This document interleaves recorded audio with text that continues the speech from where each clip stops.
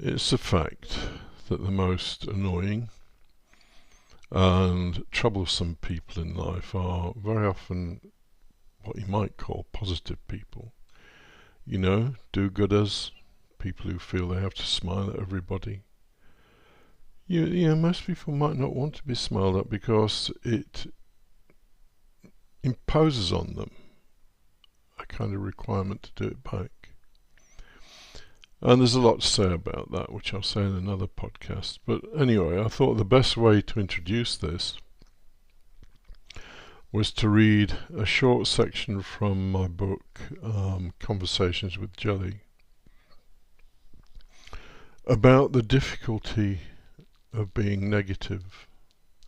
You might as well say that you got leprosy or something.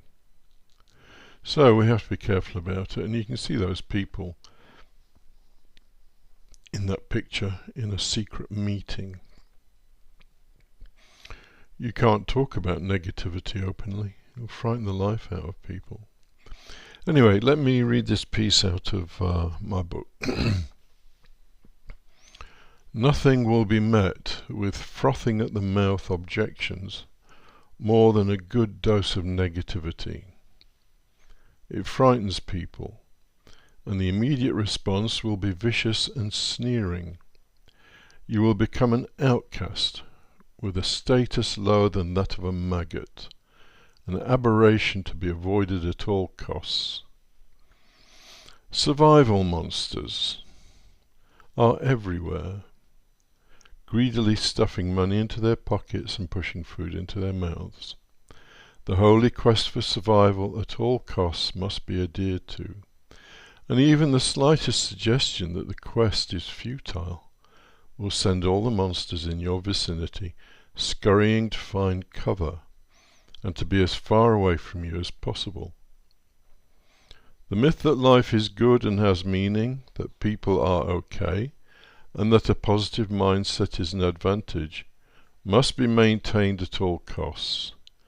Just the slightest chink in the armour, and the whole rotten edifice might come crashing down.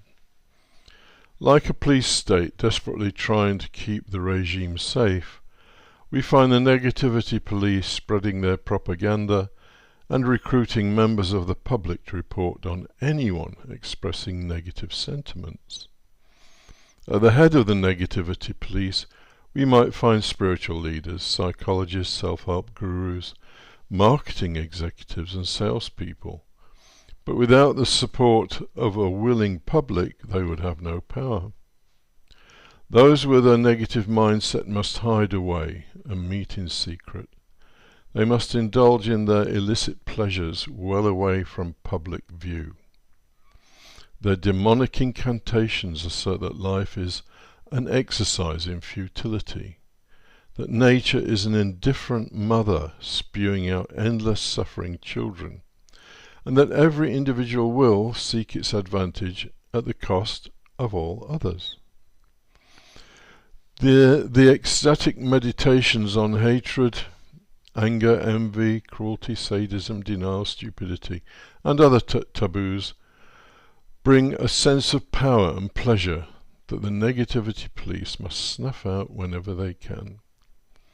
The survival monsters would lose all existing motivation if they could taste the nectar and understanding based on reality instead of myth.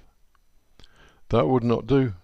People would no longer be interested in the sickly pleasures they might get from consumerism, phony relationships, and the conventional things and events they are told are enjoyable.